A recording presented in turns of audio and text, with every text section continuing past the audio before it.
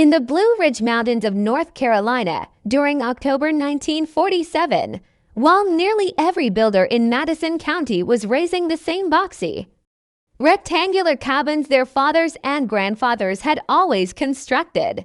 A 16-year-old named Jonas Whitfield was creating something that caused the whole valley to doubt his reason. The young man, cast out of his stepfather's home with only a canvas rucksack and $40 in worn bills, was erecting a dwelling shaped like a perfect circle. No sharp corners, no straight intersections, just a smooth, unbroken curved wall rising from a sturdy stone base on a high, exposed ridge where no one else chose to settle. "That boy's putting up a corn crib to sleep in," chuckled Hutchins at the feed store in Marshall. "Give him 2 months before he's begging to come back to town, half frozen." But Jonas Whitfield had no plans to beg or retreat. For 3 years, he had observed, listened, and held onto every lesson his Cherokee grandmother had shared before her passing. She had shown him that the white man's square houses were locked in a losing struggle against the natural world. If you're curious to learn what happened when the harshest winter in 2 decades challenged that unusual round cabin, subscribe to the channel and drop a comment below telling me where you're tuning in from. The records from that season left every skeptic who had ridiculed Jonas utterly speechless.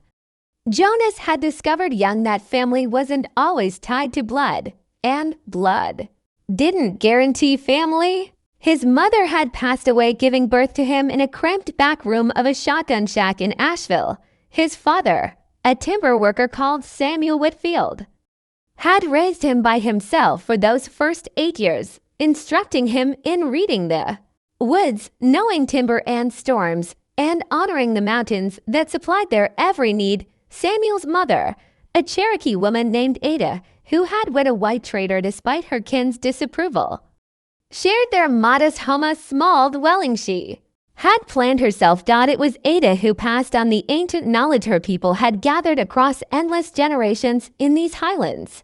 She described homes that moved with the breezes instead of resisting them, forms that respected the endless cycle of existence, and construction approaches that cooperated with the land instead of opposing it. Jonas took in every word with the fierce eagerness of a youngster who somehow knew this wisdom might one day preserve his very life.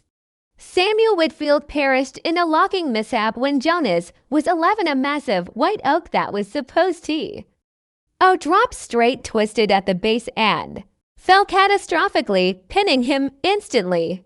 Ada followed her son to the grave just 6 months afterward. Her spirit shattered, her desire to endure simply extinguished. Jonas was left an orphan, carrying Cherokee heritage in a society that placed little worth on either circumstance. The county authorities placed him with his late mother's sister and her spouse, a farmer called Vernon Cross, who ran a modest place beyond Marshall.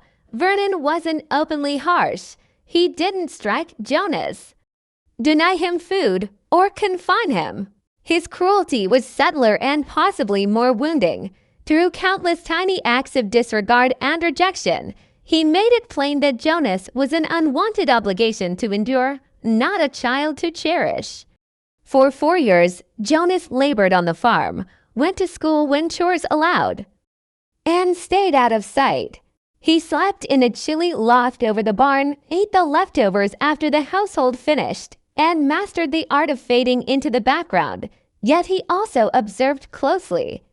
He noticed how Vernon's angular farmhouse lost warmth through every joint and edge, how the family consumed stack after stack of firewood each cold season, yet still clustered near the stove in thick coats. He saw how gusts exploited every seam where walls joined at 90 degrees, how snow gathered against straight surfaces and built up until it sealed windows and entrances. He observed, recalled his grandmother's teachings, and gradually grasped why she had always sighed at the sight of white men's dwellings. The breaking point arrived 3 weeks after Jonas turned 15. Vernon had concluded the boy was mature enough for more lucrative labor. A Tennessee logging outfit was recruiting youths for risky jobs. With the pay going straight to Vernon as legal guardian, Jonas would quit school, relocate to a camp, and forward earnings until he reached 18. It wasn't open for debate. It was decided. Jonas departed that very night. He carried his grandmother's notebook, a hand-sketched record of building practices and nature-based insights she had assembled across 60 years. He took the $40 saved from years of small tasks, coins and folded notes stashed in a coffee tin. Under the barn boards, he packed a canvas rucksack, a skinning knife, a wool blanket, and the garments he wore. He headed north into the heights, toward terrain so rugged and isolated that no one had claimed it, and he never glanced behind. The ridge Jonas selected lay close to 4,000 feet up a wine-scoured granite shelf with sparse dirt that wiser pioneers had ignored for generations. The parcel technically belonged to a timber outfit that had stripped it in the 1920s and walked away when the Depression rendered even bargain land valueless. No claim had been filed into decades. No one desired it. The constant winds up there stripped warmth from anything exposed. The ground was shallow and stony, supporting only scrubby regrowth woods reclaiming the cut slopes. The closest neighbor sat 3 miles downslope. The nearest settlement was 7 miles along a track that snow-closed with the first heavy fall. Every sensible argument opposed building there, but Jonas perceived differently. He noted a south-facing incline capturing winter sunlight from sunrise well past noon. A reliable spring emerged from rock 50 yards uphill, delivering constant water by gravity alone. Granite ledges offered stone for construction. Without digging quarries, young oak and hickory groves the loggers had overlooked provided ideal timber. Above all, he found a small natural opening where wind currents parted around a rocky outcrop and merged below, creating a sheltered pocket of calmer air. His grandmother had instructed him to interpret airflows as others read pages. She explained how her ancestors picked sites not for ease or appearance, but for the unseen movements of wind, water, and light that decided if a home flourished or simply endured. Jonas camped in that opening and spent 2 weeks simply observing. He tracked sunrise and sunset positions, noting shifts as fall deepened into winter. He mapped wind behavior hour by hour, placing markers where blasts hit hardest and where stillness lingered. He studied runoff after downpours, pinpointing flow pots and pooling spots. He wasn't merely erecting shelter, he was coming to know the land intimately. The foundation established the guiding rule for all that followed. While square bases demanded exact 90-degree corners, meticulous measuring, and stress concentrations at points, Jonas created a circular base that spread load uniformly around its full perimeter. He excavated a trench 18 inches deep, filled it with granite fieldstones fitted dry in the traditional manner his grandmother detailed. The circle spanned 24 feet across, bigger than many thought feasible for a round building, but Jonas had measured the usable area precisely. A 24-foot circle yielded over 450 square feet of floor, comparable to a rectangular cabin of roughly 20 by 23 feet. Yet unlike the box shape, every inch inside was practical. No cold trapping corners, no awkward dead spaces for furniture, no wasted zones from convenient but uncomfortable angles. The walls climbed gradually through October and into November. Jonas employed a method his grandmother termed stack wall or cordwood building, though he adapted it using her detailed notes. He sectioned logs into 16-inch lengths the wall thickness and stacked them like cordwood with end grain exposed inside and out. Between courses, he laid a mix of clay, sand, lime, and sawdust in the exact ratios from her journal. The crucial detail was the end grain alignment, which transfers heat far better lengthwise than crosswise. Facing ends outward and inward created walls far superior at blocking heat flow compared to standard log walls. Sawdust-enriched mortar boosted insulation. The 16-inch thickness supplied thermal mass, absorbing daytime warmth and radiating it steadily through the night, but the circular form elevated the entire approach, A rectangular cabin of 450 square feet needed about 85 linear feet of outer wall. Jonas's round version required only 75 feet, 12% less exposed surface to the elements, 12% less heat escape, 12% less material overall. The math was straightforward. The results were transformative. News of the odd project raced through Madison County via country rumor. Hunters and woodsmen invented reasons to ride uphill checking lines or game relay to gawk at the mad Whitfield kid raising a roundhouse on an unlivable ridge. Al Hutchkins, feed store owner and self-appointed expert on practicality, visited in late October with his son Roy and two companions. They stood at the clearing's rim, arms folded, faces set in smug amusement. "Boy, what in tarnation are you making, Earl?" shouted. Jonas set down a log piece and cleaned his palms on his pants. "A house, sir." "That ain't a house. Houses got corners, straight walls, peaked roofs to throw off snow." Earl shook his head. "That's a grain bin. You fixing to live inside your own silo." The group laughed. Roy, 17 and unskilled beyond fence mending, laughed hardest. Jonas stayed composed. His grandmother's calm clear in his steady reply. "Corners weaken a structure, sir. That's where cold sneaks in and warmth flips out. A circle has no such vulnerabilities. A circle has no practicality. All shot back. How you gonna set furniture against a bowed wall? Frame windows in a curve? Roof the blasted thing?" Fair questions. Jonas answered thoughtfully. Furniture could curve or stand free of walls. Windows framed with angle joints to match the arc.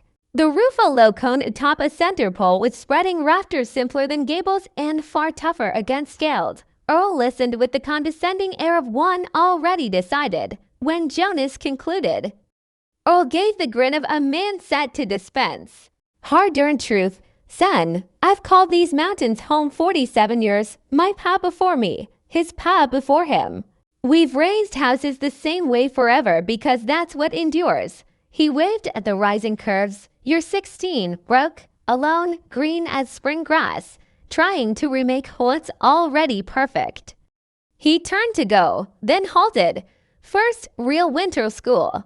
You better than your grandma's old tales ever could. When you're ready for a real house, if you last that long, come find me in town. I'll line up decent work." They rode off, laughter echoing long after they vanished among the trees. Jonas went back to labor. Walls didn't raise themselves. And winter approached. November delivered real chill nights in the 20s and Jonas hurried to finish before building became impossible. The roof rose in one intense week. Rad. Eye-aiding rafters to a center post, topped with hand-split oak shingles prepared earlier. The slope was modest, only 15 degrees. Conventional thinking called too shallow for snow shedding. But Jonas trusted observation over hearsay. A low-pitch roof on a round building didn't collect snow like peaked ones. Winds over curved walls generated steady lift, scouring the surface clean. Snowflakes bounced or blew away instead of piling. No valleys, no edges, no drift traps dressing the frame. He had watched his grandmother's small round home shrug off loads that buried the neighboring square farmhouse. And he relied on that evidence. The door opened southeast, welcoming dawn. Light while dodging northwest blasts. One generous south window captured the winter sun deep inside, framed with a wide sill for maximum penetration. A compact wood stove sat dead center in the single room. Pipe rising through the cone's peak, central position was intentional. Heat spread evenly in all directions. Corner stoves in boxes made hot spots and frozen pockets. Central eliminated that. Thick cordwood walls joined the system, absorbing stove warmth during burns, releasing it gradually. The circle ensured uniform thermal participation, no corners cooling quicker.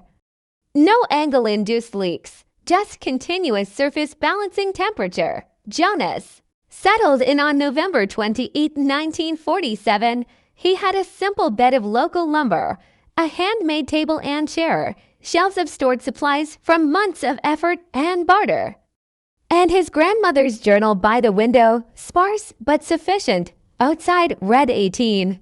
Inside, small fire going, 62. He noted it in the journal, the start of logs that would eventually quiet every doubter. December struck with a ferocity locals hadn't seen in 20 years.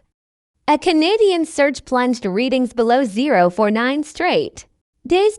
No buried roads, crushed sheds, confined families. The county tallied 3 exposure deaths to more from frantic heating fires. All Hutchins exhausted his winter wood by mid-January, buying replacement at triple fall rates. His square farmhouse, with dual hearths and stove, struggled to hold 50 when outside hit -5. The family camped in the kitchen, the sole tolerable room bundled under all blankets, while other areas iced over. His son Roy lost 2 toes to frostbite after a fire failed one brutal night. Across the county, the pattern held. Families consumed unprecedented wood yet stayed cold. Snow-pressed flat walls, blocking openings and demanding constant clearing.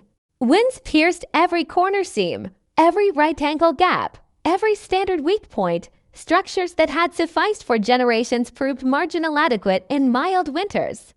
Helpless against true severity.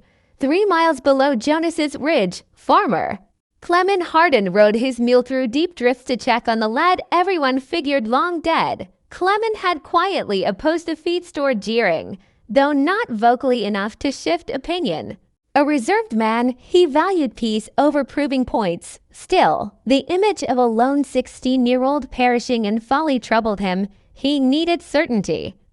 What Clement discovered up there overturned every winter-building notion he held. The round cabin rested in its clearing like it belonged, curved walls catching pale sun, shallow roof windswept bare while everything else lay buried. No pile drifts at the base, no ice ridges.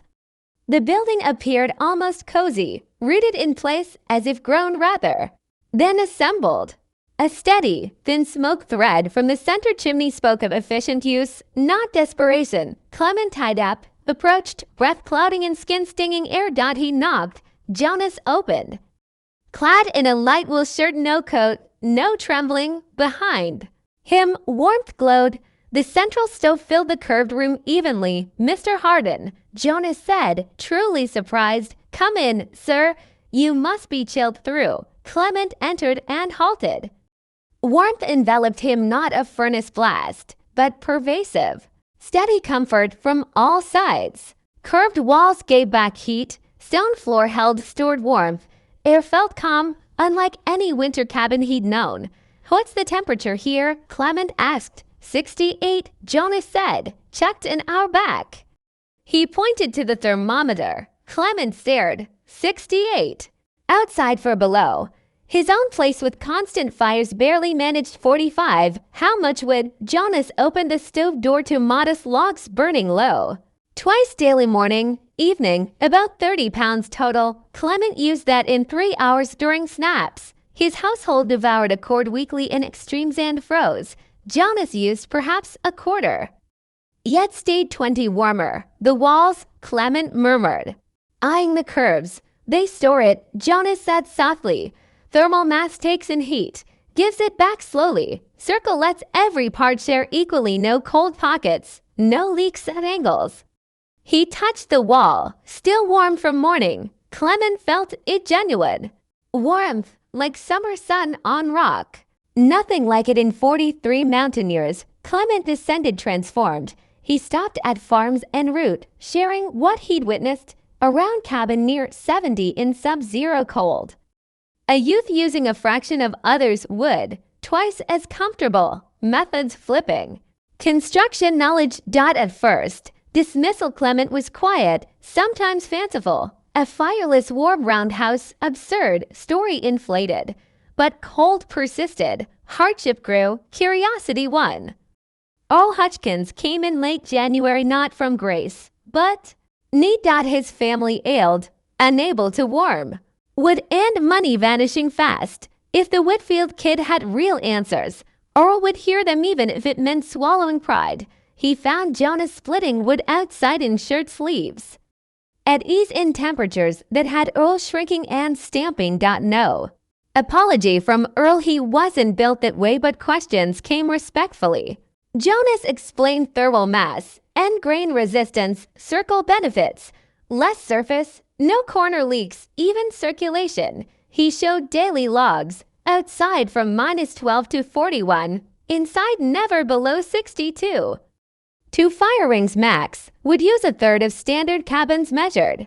Over the worst months, Earl read in silence. Then, quietly, my boy Roy might lose toes to frostbite. Wife's been ill since Christmas, house won't hold warmth. Spent 3 years firewood money already. He met Jonas's eyes, humbled. Would you show me how to build one? Jonas taught Earl Hutchins, and Earl flaws and all shared with others. By spring 1948, 3 round cabins rose in Madison County. Using Jonas's methods, next winter, 7 designs adapted to materials and needs, but essentials held. Circular form for minimal loss, cordwood with end grain, central heat, thermal mass storage. The county extension agent visited Jonas spring 1948. With tools measuring insulation, differentials, efficiency. Data reached university. Studies, then Appalachian bulletins on alternative building. Jonas Whitfield, the discarded orphan, became a modest expert on overlooked techniques. He sought no acclaim, no patents, no gain. When seekers arrived, he shared freely as his grandmother had. As mountain knowledge passed before commerce interfered, he constructed 3 more cabins over the next 10 years, each honing the craft, proving ancient insight and sound engineering. Aligned, the first round cabin on that windy ridge endures today. Jonas lived there 62 years, raising family. Enduring winters lethal to conventional homes, demonstrating daily his grandmother's wisdom deserved. Safeguarding. He passed in 2009. At 77. Among children and grandchildren raised, knowing old ways weren't backward but deeply wise. The winter of 1947-48 tested more than Jonas's cabin. It challenged an unchallenged belief that long-standing methods were inherently best. Jonas disproved it not with debate, but with thermometer readings and measured with stacks and simple survival. His principles weren't novel, ancient. Born from indigenous generations living attuned to surroundings rather than at odds, circular. Building recurs. Worldwide, Navajo hogans, Mongolian yurts, Celtic roundhouses. Those cultures grasped what modern industry often overlooks. Nature favors no right angles. Circles embody efficiency. Cooperating with Earth demands less effort, yields more. Contemporary studies affirm Jonas's claims. Circles stronger against wind and quake. Enclose more with less material. Spread stress evenly. Enhance airflow for comfort and savings. Passive solar and thermal mass core to his design now underpin efficient global architecture. What Jonas and his grandmother knew, what indigenous builders knew for millennia, efficiency and simplicity often coincide. Complex standardizations, right angles. Peaked roofs persist not for superiority, but familiarity. Jonas triumphed by questioning familiarity, asking if tradition was optimal or merely habitual. So consider what unquestioned assumptions shape your life simply because they're common. What circular approaches might solve your corner-bound problems? What ancestral knowledge closer to Earth have you overlooked as outdated when it might hold real depth? Jonas Whitfield was 16, homeless, broke, alone. Those meant to aid him had died or forsaken him. Every local authority deemed him mistaken. He built his round cabin regardless and proved correct. Mockers later sought his guidance. This isn't merely a building tale. It's about daring to trust your insight when all insist you're wrong. If this account stirred you, if it prompted rethinking building, endurance, or the value of inherited wisdom, hit subscribe for more tales of everyday folks achieving the remarkable by challenging accepted norms. Because sometimes the wisest choice is building in a circle when the world demands corners.